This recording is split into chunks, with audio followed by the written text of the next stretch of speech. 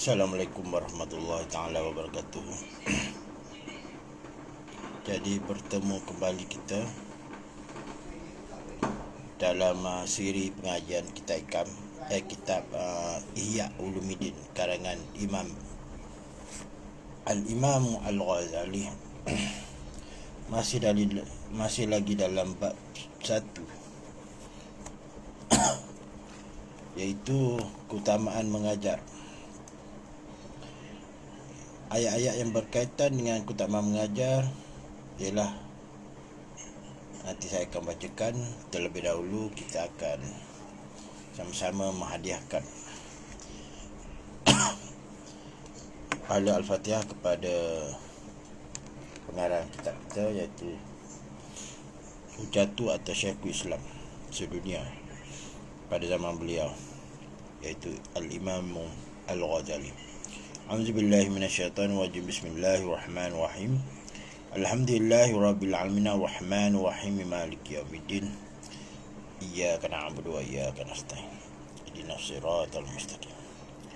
Siratal ladzina an'amta 'alaihim ghairil maghdubi 'alaihim waladdallin. Amin. Seperti firman Ta'ala, "Falaula naqara min kulli firqati minhum ta'ifatun liyatafaqahu fid dini waliyunziru qaumahum idza raja'u ilaihim la'allahum yahzarun." Surah At-Taubah ayat 122. Artinya, mafhumnya, dan supaya mereka dapat mengajar kaumnya yang keluar berjuang apabila orang-orang itu kembali kepada mereka, mudah-mudahan mereka dapat berjaga-jaga dari melakukan larangan Allah. Hal yang demikian dengan memberikan peringatan dalam ayat itu ialah memberikan pelajaran dan petunjuk ke arah jalan yang baik. Firman Ta'ala lagi,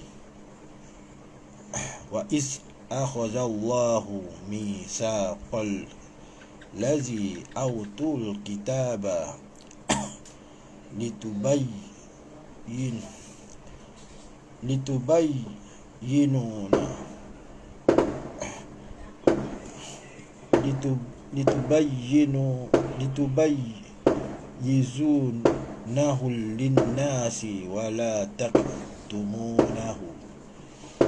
Surah Al-Imran ayat 187. Dan ingatlah ketika Allah mengambil perjanjian setia, bai'ah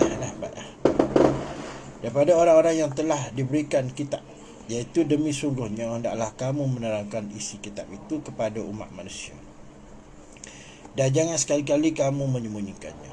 Jadi kita hendaklah tabligh. Tabligh maksudnya kita menyampaikan apabila kita sudah balik sampai umur. Contohnya macam inilah.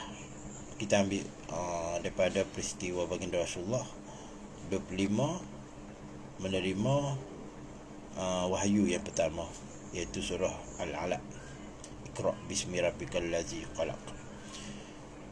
Jadi itu dari segi syariatnya lah. Kalau ikut hakikat, sabda baginda Rasulullah, "Aku menjadi Nabi ni sebelum langit dan bumi ini berpisah." Jadi apabila dah sampai baginda umur 40 tu, 20 sifat wajib, 20 sifat mustahil, maka baginda wajib menyampaikanlah kepada umat baginda. Macam kita lah, kita 25 hingga 39 kita menuntut ilmu. Cukup umur 40, kita wajib menyampaikan apa yang kita belajar. Jadi tanggungjawab lah. Dan kita dilarang kitman, maknanya menyembunyikan. Begitu juga para rasul dilarang kitman lah, bersifat kitman, iaitu menyembunyikan. Ayat di atas menerangkan dengan sejelas-jelasnya kewajipan mengajar atau memberikan ilmu pengetahuan. Ni ada ilmu tapi loket untuk sharing dengan orang. Dia ilmu ni dia bukan macam harta. Harta kayak kita bagi, dah dia mati hilang lah. Kalau kita sedekah, pahala dia memelah berlipat-lipat kali ganda. 7 pecah 7 sampai 700 dah. Jadi perbezaan kata senali perbezaan ilmu dengan harta ni kita bagi kat orang semakin susut nilai, semakin berkurang. Tapi ilmu ni Allah Ta'ala kita tambah lagi. Itu berbeza ilmu pengetahuan. Firman Allah Ta'ala dalam surah Al-Baqarah ayat 146. Wa in qariqan minhum liyaqtumuna al-haqqa wa hum ya'lamun. Dan sungguhnya sebahagian daripada mereka berusaha menyembunyikan kebenaran itu sedang mereka mengetahui, yakni salahnya perbuatan yang demikian. Ayat di atas adalah lawan bagi ayat sebelumnya yang menerangkan tentang keharaman menyembunyikan ilmu pengetahuan atau enggan mengajarnya. Apabila orang mari menghadap kita, dia bertanya, contohnya dalam satu bab, bila kita tahu tentang persoalan ataupun tentang isu, tentang masalah yang dihadapi, pada waktu itu kita haramlah menyembunyikan ilmu tersebut, perkara tersebut, kerana dia tuntut hak dia. Bukan ilmu kita, ilmu Ta'ala. Dia tuntut hak dia, kita wajiblah menyampaikan supaya hilang kekusutan orang tu. Jika kita tidak menyampaikan, dikhawatiri akan menghantui lah. Selama mana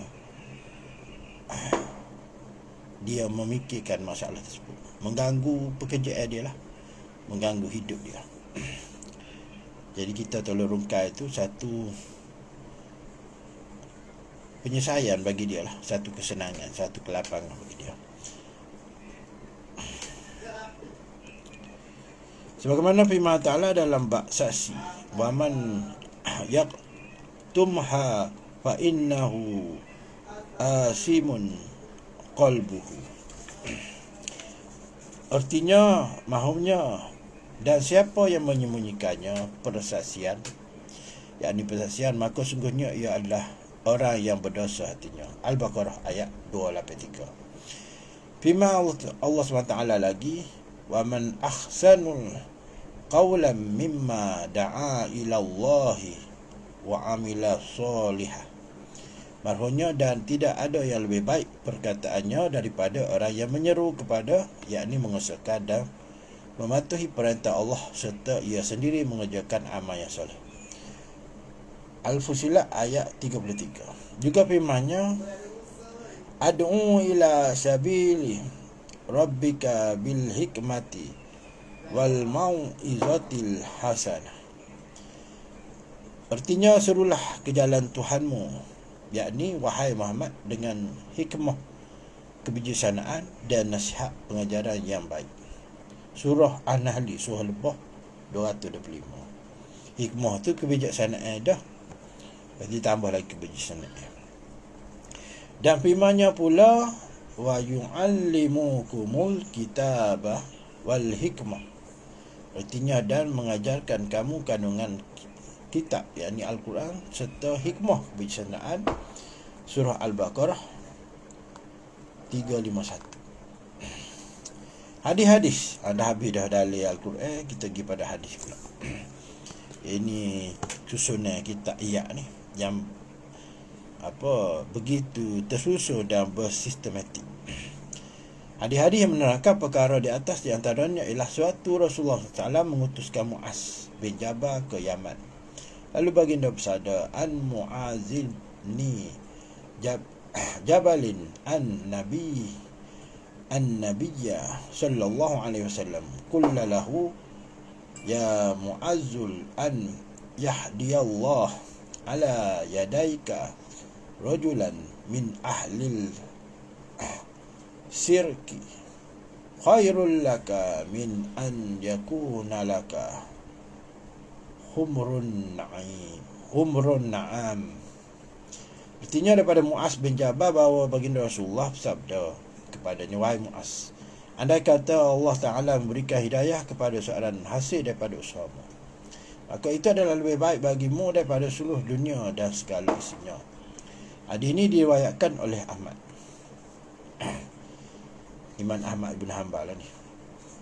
Imam Bukhari dan Muslim juga meriwayatkan hadis di atas. Tapi pada waktu itu baginda Rasulullah SAW bersabda kepada Sayyidina Ali karamallahu wajhah. Sabda baginda Rasulullah, an Abi Hurairah an Nabiyya sallallahu alaihi wasallam man katama ilma ya'lamuhu jaa yaumal qiyamatil mulajjaman bilijamin min nar. Artinya daripada Abu Hurairah bahawa baginda Rasulullah SAW bersabda, barang siapa yang mengetahui satu ilmu tapi ia menyembunyikannya, yakni tidak mengajarnya, maka Allah Ta'ala akan mengikatnya pada hari kiamat nanti dengan tali ikatan daripada api neraka. Hadis diriwayatkan oleh Sunan Abu Daud, Sunan Tirmizi, Imam Abu Daud, Imam Tirmizi dan lain-lain. Mana kalau gambar tahu bab marifat, memang hamba diamanahkan, tapi tiba-tiba hamba buat tak tahu, tak mengajar ya. Sudah ke orang nak tahu. Tu satu kedurkaan lah. Kudahat, maknanya khianat kepada ilmu tu. Sebab dibagi amanah, tidak amanah, khianat, menyembunyikan. Sabda baginda Rasulullah SAW lagi, inna Allah hawa malaikatuhu wa allas samawatil wal ardiyana hatta namlata fil juhriha wa khannal huta wal yusalluna ala muallimin nasil khair. Maksudnya sungguhnya Allah Ta'ala, para malaikat serta penghuni langit dan bumi, hingga semut yang ada dalam lubangnya dan ikan dalam laut tu, yang ada di lautan, semuanya memohon rahmat untuk mereka yang mengajak orang ramai ke arah kebaikan. Maknanya apa? Kita menyeru orang ke arah kebaikan dan mengajar manusia lain ke arah kebaikan. Bukan setakat malaikat, penghuni langit ni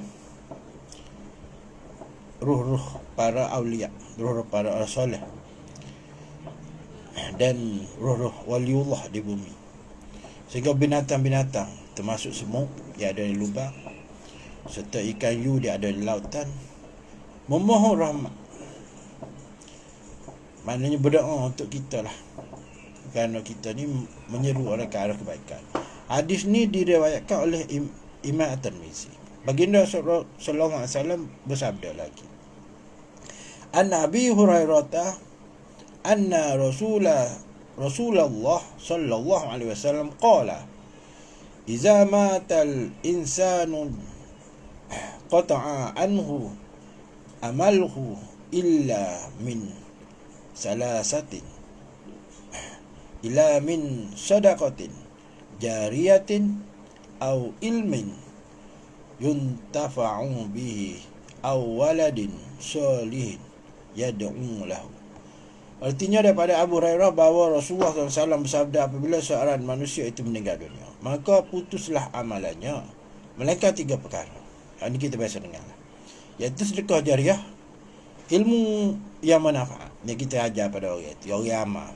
Kalau kita mati pun dia dah amal lagi, dan anak soleh yang mendoakannya. Mana kita ada anak soleh, kita lorong dia ke arah agama, maka dia tidak lupa ke kita, dia tidak ada haka, maka dia akan titikkan doa dalam solat dia. Maka sapalah pahala itu kepada kita lah dalam kubur. Diriwayatkan oleh Imam Muslim. Sabda baginda Rasulullah lagi, inna dalla alal khairil kafa'ili Artinya memberi petunjuk ke arah kebaikan adalah sama dengan orang yang melakukannya dari segi ganjaran pahalanya. Hadis riwayatkan oleh Imam At-Tirmizi, ada sabdanya lagi, rahmatullahi ala khulqaihi qila wa man khulafa'uka. Ini soalan ni. Qala alladhi yuhyuna sunnati wa yu'allimunaha ibadallah. Artinya rahmat SAW bersabda, rahmat Allah SWT bagi seluruh penggantiku. Baginda SAW ditanya, siapakah pengganti Tuhan? Baginda SAW bersabda, mereka itu ialah orang-orang yang menghidupkan sunnahku dan mengajarnya kepada hamba-hamba Allah. Tak kira lah sunnah apa yang baginda Rasulullah buat, yang sunnah yang wajib dan yang sunnah yang harus, bukan sunnah yang haram lah. Maknanya sunnah baginda ni ada juga yang kita haram ikut, kecuali apa, contohnya berkahwin lebih pada 4, tak boleh lah. Tu special untuk baginda Rasulullah lah. Diriwayatkan oleh Ibnu Abdul Bar berkaitan dengan keterangan daripada para sahabat berhubung dengan persoalan di atas. Antaranya ialah apa yang diperkatakan oleh Muaz, pelajarilah ilmu pengetahuan, sebab mempelajarinya itu kerana Allah merupakan tanda takwa kepadanya. Mencarinya merupakan ibadat. Menelaahnya sebagai tasbih, yakni menyucikan Tuhan. Mengkajinya adalah sebagai jihad. Mengajarnya kepada orang yang belum mengetahuinya merupakan sedekah. Menyampaikan kepada ahlinya adalah kebaikan. Ilmu pengetahuan adalah kawan pada waktu sendirian, sahabat pada waktu sunyi, petunjuk kepada agama, pendorong ketabahan di saat kekurangan dan kesukaran. Allah meninggikan derajat suatu kaum kerana ilmu pengetahuan yang mereka miliki. Kemudian Allah menjadikan mereka itu sebagai pemimpin, penghulu dan pembimbing yang diikuti petunjuknya. Mereka juga sebagai petunjuk ke arah kebaikan. Pelakuan mereka dicontohi. Maknanya, pertama kena ikut baginda Rasulullah, kedua para sahabat, baru tabi'in, alim ulama, wali-waliullah. Baca kisah-kisah dia orang itu. Kemudian apa yang patut kita contohi, kita contohi. Yang termampulah oleh kita. Akhlak dan adab mereka diteladani. Oleh itu, dengan ilmu pengetahuan, seorang hamba dapat menduduki tempat orang yang mengerjakan amalan kebaikan dan darjat yang tinggi. Memikirkan ilmu adalah sama palanya dengan berpuasa. Menelaahnya sama dengan bangun solat malam. Tingginya hebat ilmu ni. Dengan menggunakan ilmu akan betullah cara amalan kita kepada Allah Ta'ala. Dengan ilmu Allah dipuja dan disembah. Dengan ilmu pula dia diesakan dan diagung-agungkan. Dengan ilmu juga seorang akan menjadi warak dan bertakwa kepada Allah. Dengan ilmu juga manusia dapat mengeratkan hubungan tali persaudaraan silaturahim, dan dengan ilmu juga dapat mengetahui segala yang halal haram. Ilmu pengetahuan adalah pemimpin kita segala amalan, dan amalan itu hanyalah sebagai pengikutnya. Mereka yang diilhamkan dan dikurniakan ilmu adalah orang yang benar-benar berbahagia, dan dihalang atau diberi ilmu adalah mereka yang benar-benar celaka. Atau tidak diberi ilmu ialah orang yang benar-benar celaka. Mengikut Al-Hasan radhiyallahu ta'ala berkata, andai kata tidak ada para alim ulama, pastilah manusia akan jadi seumpama binatang. Maknanya seperti layang-layang terputus talinya lah. Manusia yang tidak pedoman, dia mengikut hawa nafsunya lah. Dia tidak mengikut ilmu petunjuk nur hidayah. Maksudnya ialah dengan adanya pelajaran atau ilmu pengetahuan yang mereka, yakni ahli ulama, ustaz atau guru berikan itu, seluruh manusia keluar daripada hak sifat kebinatangan, daripada nafsu amar al-mutbisu lawamah muhimmah, anjing, babi, binatang liar, binatang jinak kepada mutmainnah, nafsu yang tenang, dan memasuki hak sifat-sifat kemanusiaan. Maknanya mutmainnah, radiyah, mardiyah, kamaliyah tu sifat kemanusiaan lah, untuk martabat masing-masing. Jadi yang berhenti di bahagian utama mengajar tadi. Nanti insya-Allah lah esok kita akan masuk ilmu fardu ain pula. Yang ni tak banyak. Kita sambung lalu. 2 pipi sambung lalu lah. Ilmu fardu ain, baginda Rasulullah SAW bersabda, An Anas ibn Malik qala Rasulullah SAW, talabul ilmi faridatun ala kulli muslim. Marhunya daripada Anas bin Malik berkata, Rasulullah SAW bersabda, mencari ilmu pengetahuan adalah kewajipan bagi setiap orang Muslim, setiap orang Islam. Hadis ini diriwayatkan oleh Ibnu Abdul Bar.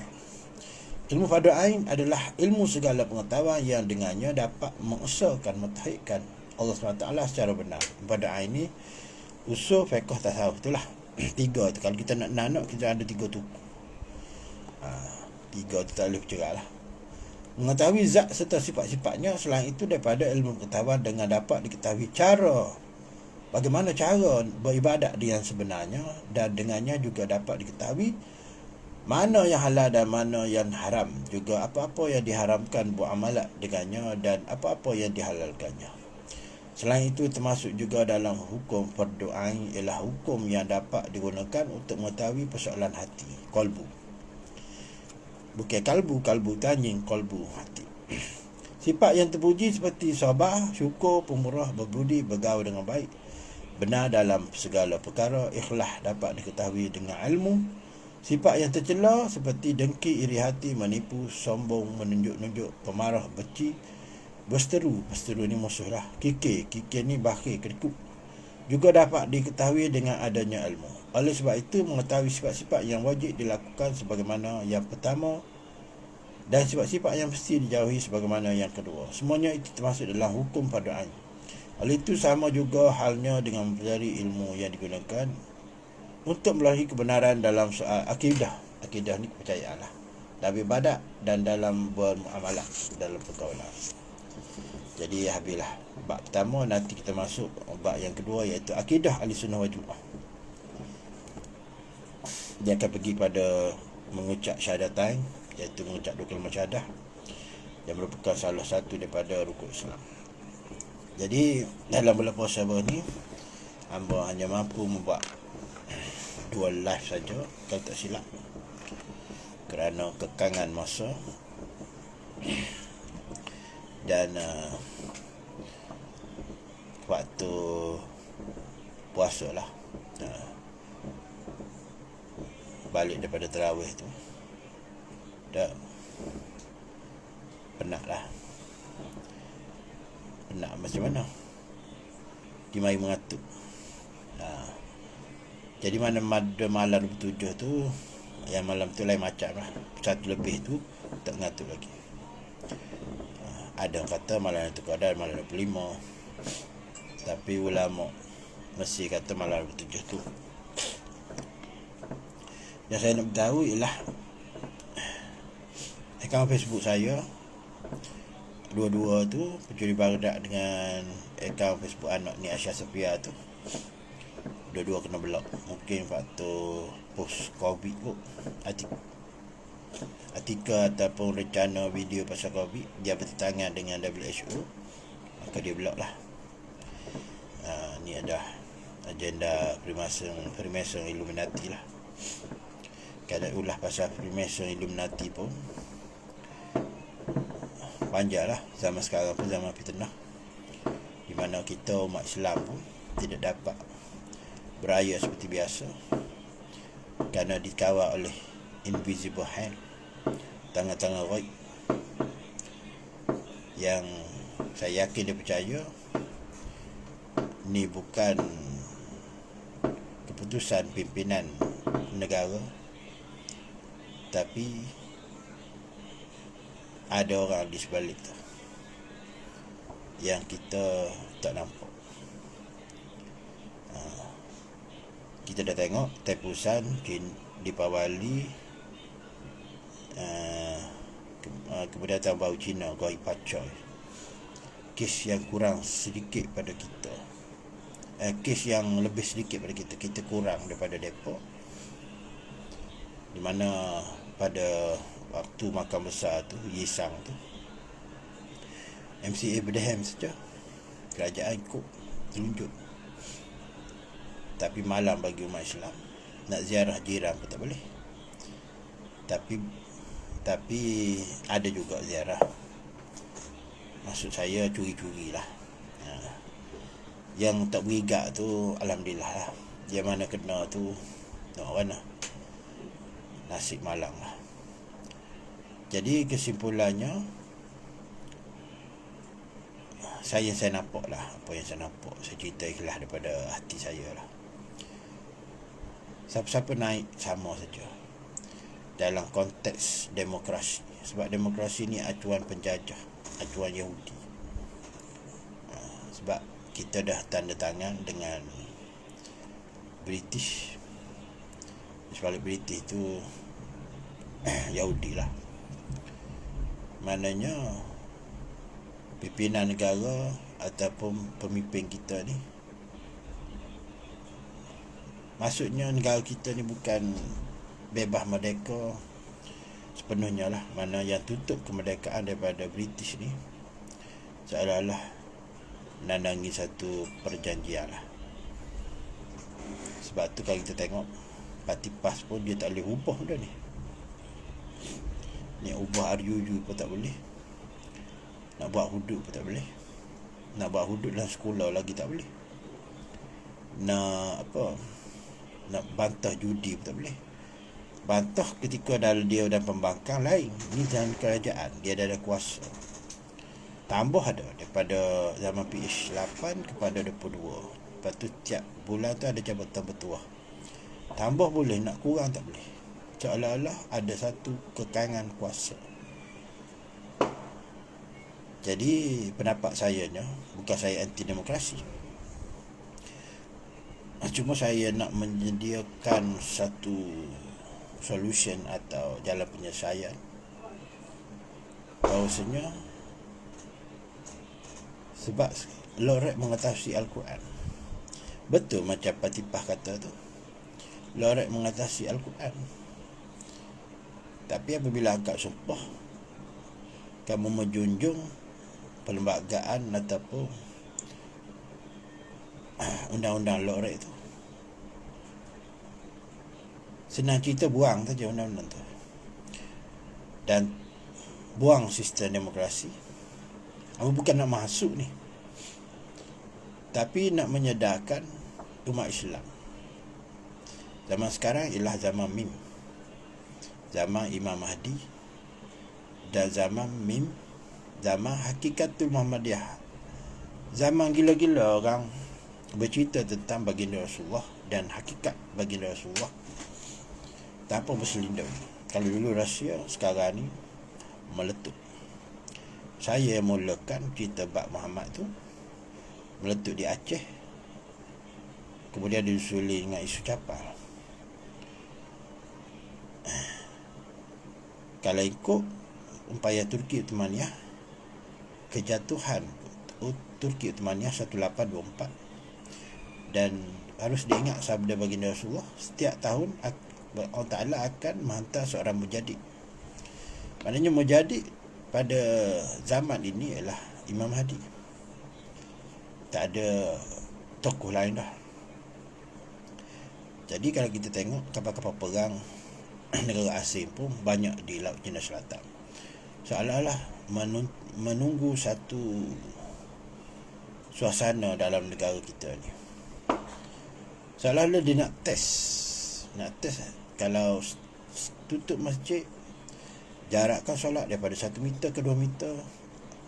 Kemudian tak dibenarkan menziarahi sunat kita. Siapa pakai baju baru menziarahi sanak saudara dan bersalaman. Tak, tiba-tiba sunnah ini dikerat, dipotong dengan alasan COVID. Dia banyak sembuh daripada mati dan meninggal. Dan dalam penyelesaian dia, baginda Rasulullah dah cerita, iaitu Habatus Sauda, jin tahitan, ataupun dalam bahasa Inggerisnya Black Seed. Tiba-tiba umat Islam ni seolah tidak yakin dengan sabda baginda Rasulullah. Dan baginda Rasulullah datang ke dunia ni dalam jangka masa 63 tahun tu, baginda dah cerita semua. Tak ada satu pun yang tertinggal. Termasuk juga raja ubat, iaitu Habatus Sauda. Kecuali tua dengan maut saja yang Habatus Sauda tidak boleh ubati.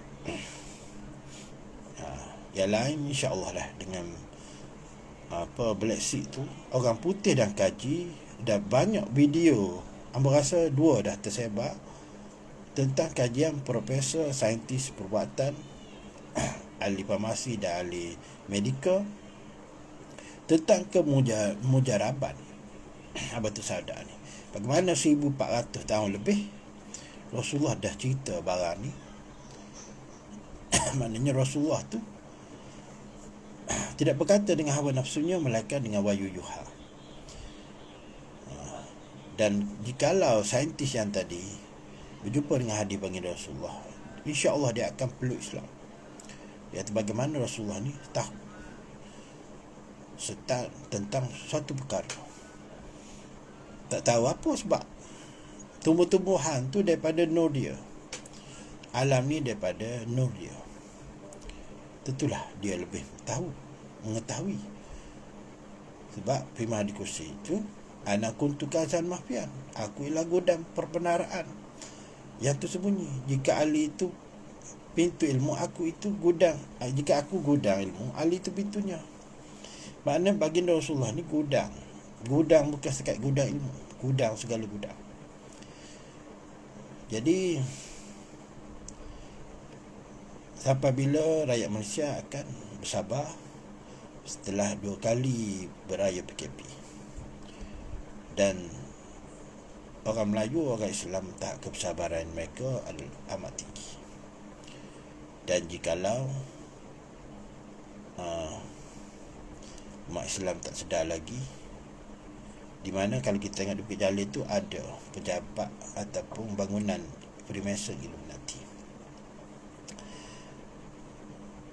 Takkan bangunan tu saja, orang dia tak ada. Dan orang dia tu mesti orang kita lah, orang warga negara Malaysia. Cuma saya tak boleh nak cakap siapa, tuan kajilah sendiri. Dan ada di antara orang Melayu Islam sendiri, orang ahli Freemason Illuminati ni, dia ada bai'ah dia juga. Maknanya dia menyerahkan roh dia tu kepada iblis, kepada Dajjal tu. Maknanya kalau di Islam pun, jadi solat masjid pun macam Abdullah bin Ubay, golongan munafik. Jadi kita tak boleh nak cam, kita tak boleh nak kena pasti. Nampak zahir Islam di dalam tu iman, kepercayaan, tauhid. Kiblat dia ke mana? Kiblat hati tu. Jadi memang bahaya bercakap benda ni.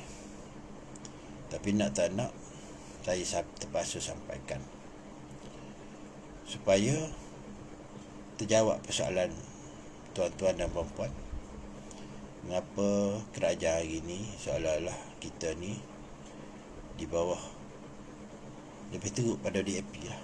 Lebih teruk daripada DAP. Jadi kalau nak ulah panjang, tak habis lah bab ni. Cuma tuan-tuan fikir sendirilah. Saya cuma bercerita saja, bercerita, menyampaikan. Lepas tu tindakan nak buat macam mana? Adakah nak berdoa? Adakah nak berbelut tubuh? Adakah buat tahu tapi biarlah, ikut arus lah. Disucuk vaksin, cucuk lah. Sedangkan Allah Ta'ala bagi akal dan fikiran, tak suruh kita ni ikhtiar. Maknanya umat Islam kena bersatu lah. Bersatu menyuarakan hak masing-masing, bersatu menyatakan kebenaran.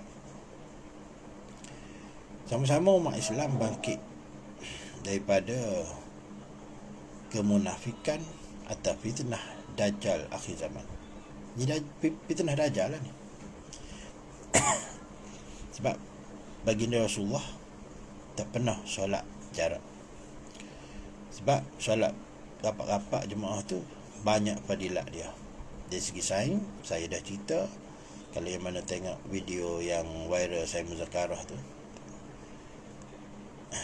pada badan makmum tu ada cah negatif, ada positif.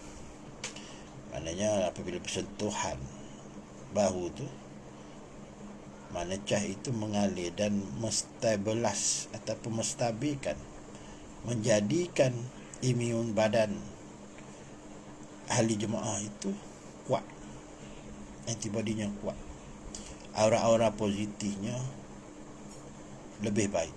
Apa itu soal pentingnya solat berjemaah, dan diaplikasikan dalam kawat askar. Islam yang mula-mula sekali yang mengaplikan daripada soft solat jemaah itu kepada kawat di dalam tentera dan polis dan pasukan beruniform. Maknanya dalam tentera badar tu dah apply benda ni, dah aplikasi.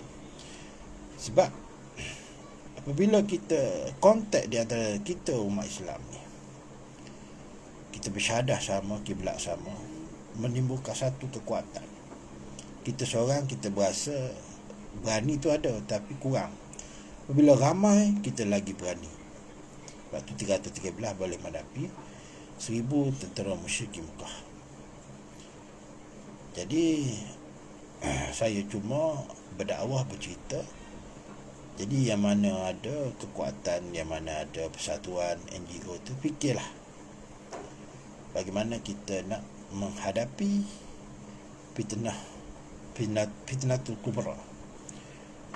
Ni dah makin dekat dah ni. Sebab kita tengok semakin hari semakin pelik. Peniaga-peniaga kecil dihalang berniaga, mall-mall besar, kilang-kilang dibenarkan dibuka dengan sewenang-wenangnya. Orang Melayu Islam seolah-olah keluar duit, macam peniaga di jalan tak tu, keluar begitu besar modal. Bila nak sampai hujung 2-3 hari nak menyambut Aidilfitri, nak tutup puasa, disekat. Jadi amat malang lah, kerana bukan setakat keuntungan, modal pun mereka tak dapat. Jadi saya sudah dengan siri pengajian kitab malam ini dengan lafaz yang mulia. Wabillahi taufiq wa hidayah. Wassalamualaikum warahmatullahi taala wabarakatuh.